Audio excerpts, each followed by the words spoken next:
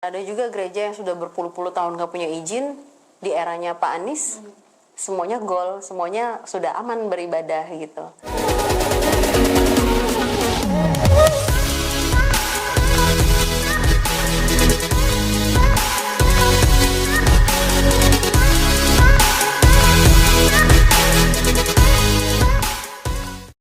Halo Sobat Restorasi, saat ini kita berjumpa lagi di channel Rumah Restorasi Indonesia bersama saya Mentari, salam perubahan. Selamat malam Kak Hana. Malam, Tari. Kak gini, Kakak asalnya dari mana? Aku asalnya dari NTT, Oh, NTT. tapi lahir besar di Jakarta. Lahir besar di Jakarta. Untuk pemimpin Pilpres 2024 mendatang, Oke. kira-kira Kak Hana itu lebih condong kemana sih?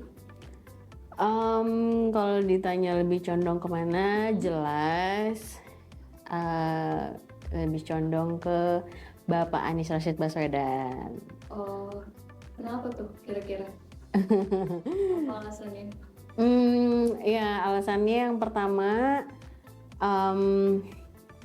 Pak Anies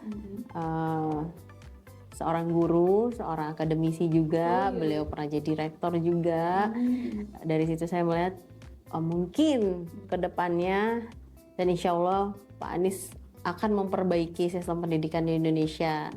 Yang kedua, karena Pak Anies yang dinilai orang-orang intoleran itu sangat tidak benar gitu, dan tidak banyak yang mengkanter itu gitu, dan saya yang tahu bagaimana Pak Anies dengan memperlakukan agama-agama di luar Muslim. Gitu. Terus berarti menepis ini ya, hoax tentang Pak Anies Baswedan itu enggak ini ya, enggak apa? Intoleran. Intoleran. Iya. Jadi mungkin sampai saat ini yang isu yang masih banyak di daerah-daerah, teman-teman yang di luar Jakarta itu mungkin banyak yang belum tahu kinerja Pak Anies selama menjabat jadi gubernur gitu, kayak perlakuan Pak Anies terhadap saudara-saudara Kristiani, saudara-saudara Buddhis, dan saudara-saudara yang beragama Hindu gitu. Mungkin mereka kurang informasi soal kinerja Pak Anies untuk teman-teman di agama-agama yang lain gitu. Dan kalau saya sedikit tahu banyak bagaimana Pak Anies mempunyai program-program yang sangat baik gitu untuk pemuka-pemuka agama, salah satunya bantuan operasional tempat ibadah BOTI, dan juga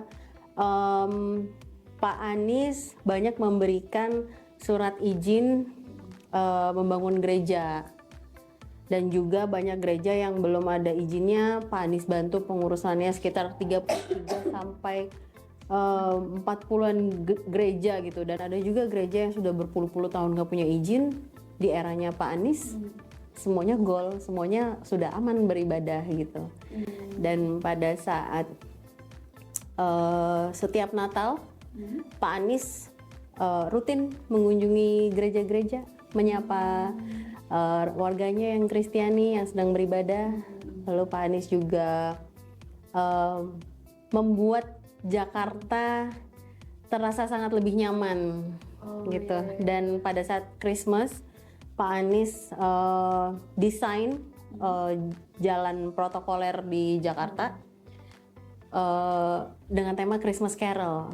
Jadi banyak hiasan-hiasan Natal di Jakarta gitu. Untuk Pak Anies sendiri ya, berarti Pak Anies itu sudah sangat dekat ya dengan umat Kristiani ya? Oh iya, sangat dekat sekali. Bahkan beliau juga banyak bersahabat dengan para pendeta gitu. Jadi untuk teman-teman yang masih ngomong Pak Anies intoleran, Pak Anies mau membangun negara Islam jika nanti pada terpilih di Pilpres 2024, saya rasa mungkin mereka kurang banyak eksplor soal Pak Anies gitu. Dan jarang buka Google. Mungkin boleh lebih banyak dikepoin lagi soal Pak Anies. Apakah benar Pak Anies intoleran gitu. Jadi sudah banyak juga kok yang mengkanter, yang ngomongin soal ini gitu. Bahkan pemuka-pemuka agama Kristiani juga sudah banyak yang membahas soal ini gitu. Untuk ini ya, untuk latar belakang Kakak Hana sendiri berasal dari mana sih, Kak? Oh, kalau saya itu yang tadi udah bilang, saya dari orang tua saya NTT. Oh, NTT asli ya? Gitu. Terus memang berkarir udah lama di sini di Jakarta? Iya, kebetulan dari lahir besar memang sudah di Jakarta gitu. Jadi kemarin juga sempat banyak dapet cibiran katanya, nggak tahu Jakarta lah, ini itu. Saya lahir besar di Jakarta gitu, dan saya sangat menikmati eranya Pak Anies. Semua transportasi, sarana umum, semuanya bagus di era Pak Anies. Iya sih. Gitu. Untuk harapan di 2024 mendatang ya, Kakak sebagai bagian dari umat Kristiani lah ya, harapan besar buat Bapak Anies Rashid Baswedan itu seperti apa? Iya, yang pastinya saya berharap sekali Pak Anies terus program-program yang sudah baik kemarin untuk Jakarta dilanjutkan untuk Indonesia. Dari Sabang sampai Merauke nih Pak, mohon izin. Semoga itu diteruskan karena menurut saya itu salah satu program yang sangat baik dan belum ada pemerintah atau pejabat negara yang memperhatikan kelompok-kelompok agama. Mungkin sudah ada tapi mungkin belum terlalu spesifikasi dan perhatian yang sedetail yang Pak Anies berikan gitu. Jadi saya berharap sekali Pak Anies bisa meneruskan program ini dari Jakarta. Sukses Jakarta untuk Indonesia gitu. Pesan dan kesan buat umat Kristiani kepada Bapak Anies Rashid Baswedan kira-kira seperti apa? Kesan dan pesannya ya, mungkin untuk teman-teman Kristiani, sahabat-sahabat saya, saudara-saudara saya, mungkin sekalian saya mengkanter isu intoleran Bapak. Pak Anies tidak seburuk yang isu berkembang di masyarakat. Jadi kalau kita mau kenal orangnya, kita kulik lebih dalam. Ada peribahasa, tak kenal maka tak sayang. Saya juga sebelumnya begitu, nggak kenal sama Pak Anies saya belum sayang, tapi setelah saya kenal saya sayang banget gitu.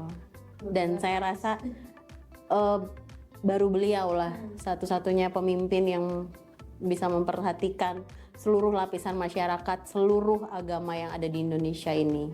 Jadi saya yakin Pak Anies bisa merangkul semua masyarakat Indonesia yang sangat luas dan beraneka ragam ini gitu.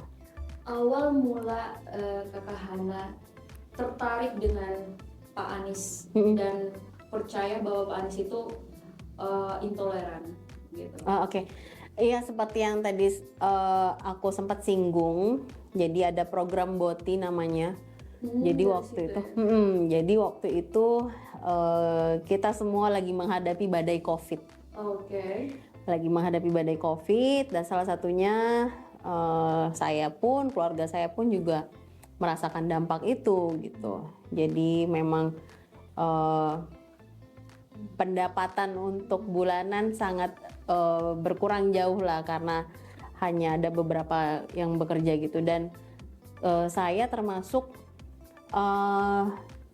keluarga menengah, jadi tidak mendapat perhatian khusus dari pemerintah gitu. Karena kan kalau yang mungkin tingkat yang lebih rendah banyak bantuannya, banyak bansos gitu. Jadi kalau yang menengah ini mungkin dianggapnya masih mampu, padahal kita juga sudah terseok-seok gitu pada saat itu.